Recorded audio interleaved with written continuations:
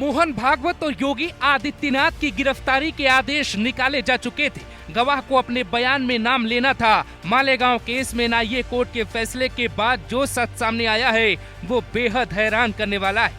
ये है महाराष्ट्र एटीएस के रिटायर पुलिस इंस्पेक्टर महबूर मजावर, जिनका दावा है एक फर्जी ऑफिसर के कहने पर योगी आदित्यनाथ और मोहन भागवत को मालेगांव मामले में गिरफ्तार करने के लिए कहा गया। पहले सुनिए, फिर बताते हैं आखिर इस दावे का आधार क्या है। मेरे जो इंचार्ज थे मोहन भागवत के बारे में या मेरे तपास के बारे में, वो परमवीर सिंह और उससे भी हायर अथॉरिटी जो थे उनका आदेश था और उनके आदेश के मुताबिक मेरे को महाराष्ट्र में से 10 कर्मचारी मेरे मदद के लिए दिए गए थे।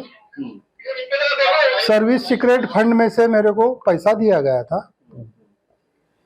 एटीएस के तरफ से ऑफिशियल मेरे को रिवॉल्वर दिया गया था और जो भी जाने आने के लिए वारंट जो रहते वो भी दिया गया था।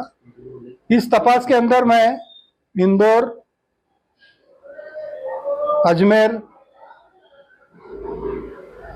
नागपुर, बेलगांव, गोकाक वगैरह ठिकान जाके मैंने तपास किया।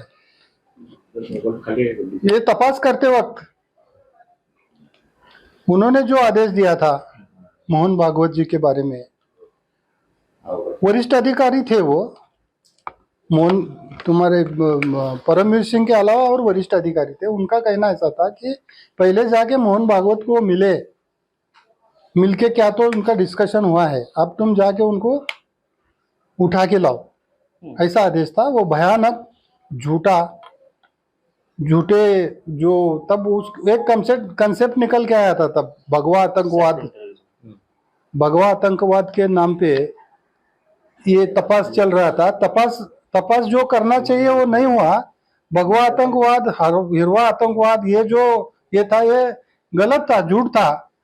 और इतने बड़े आदमी को लाने के लिए मेरे पे जवाबदारी डाले थे, तो मेरे झूठ करने की मेरी कैपेसिटी नहीं है। मेरे को धाड़सी बोल के लिए थे उन्होंने, धाड़स से काम करेंगे, ये बहुत टेरर है, अमुक है, ऐसे इससे करे थे। तो मैंने जाके नागपुर में बहुत दिन तक रुका मैं।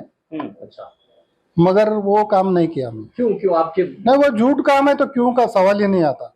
झूठा काम है और ये कहीं तो भी अगर मैं लाता तो आज मेरी हालत क्या होती थी। मैं झूठ काम करता तो आज उससे बुरी हालत थी। मैं ये काम नहीं किया, इस वजह से मेरे पे झूठा गुना दाखिल हो गया एक, और उसके अंदर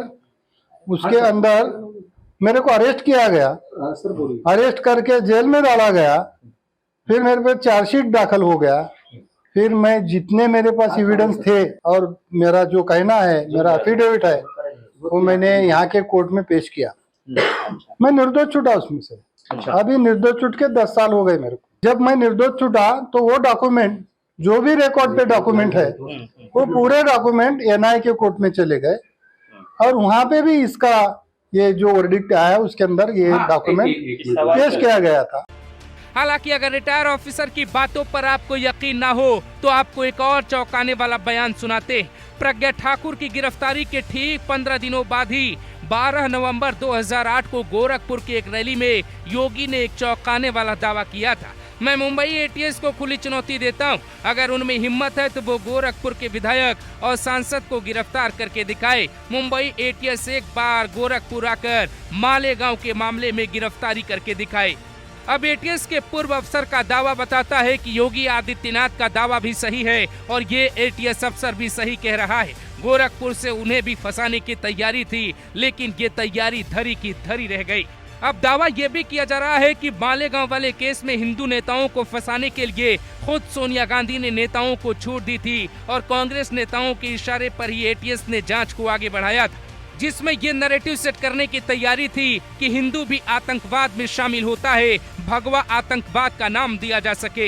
इस चौंकाने वाले खुलासे पर देश की जनता बेशक हैरान हो रही है, लेकिन आज से 17 साल पहले महाराष्ट्र के मालेगांव की घटना के बाद यही करने की कोशिश की गई थी।